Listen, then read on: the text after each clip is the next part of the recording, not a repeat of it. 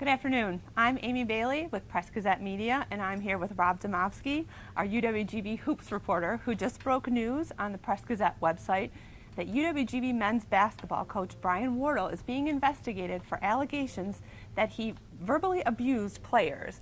Rob, how did we get to this point? Well, there was a complaint, Amy, registered by one of the parents of a player, Ryan Bross, who is a walk-on freshman, did not play this year but practiced with the team, that this player felt that Wardle or members of the coaching staff had not physically abused, which is obviously people want to know what the difference is, but was subjected to undue mental abuse, yelling, profane type things.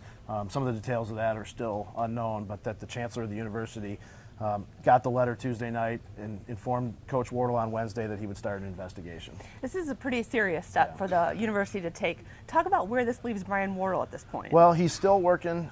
He has not been suspended, although there was a team meeting today in which none of the coaches were there, but the players were told there would be an investigation, that they would be probably contacted by an investigator. It's an outside investigator, which I think is probably the right way to do it, not somebody with the university. It certainly, puts their coaching staff in a loop, kind of a limbo situation. Limbo. That's the word I'm looking for. Thank you. But they've got to try to keep their program together too. And technically speaking, he's still there and still an employee. Yeah. Whether this ends up costing him his job is unknown.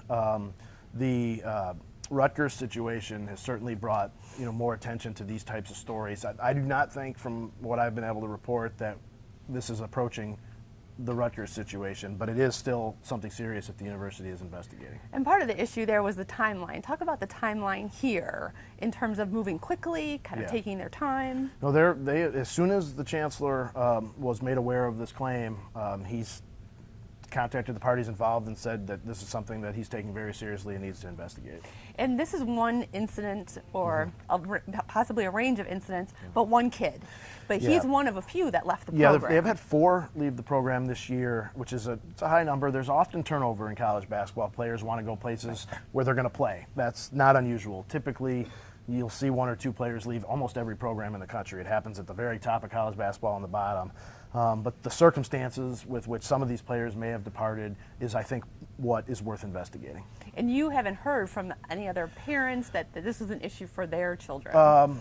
Not necessarily, although they are very guarded about why their kids have left. And from Coach Wardle yet? We haven't heard? Have not. That is possible still today, though. Okay, and we'll be bringing you updates on that situation and so much more regarding the coaching situation at UWGB Men's Hoops. For this and so much more, go online, on Twitter, and on Facebook.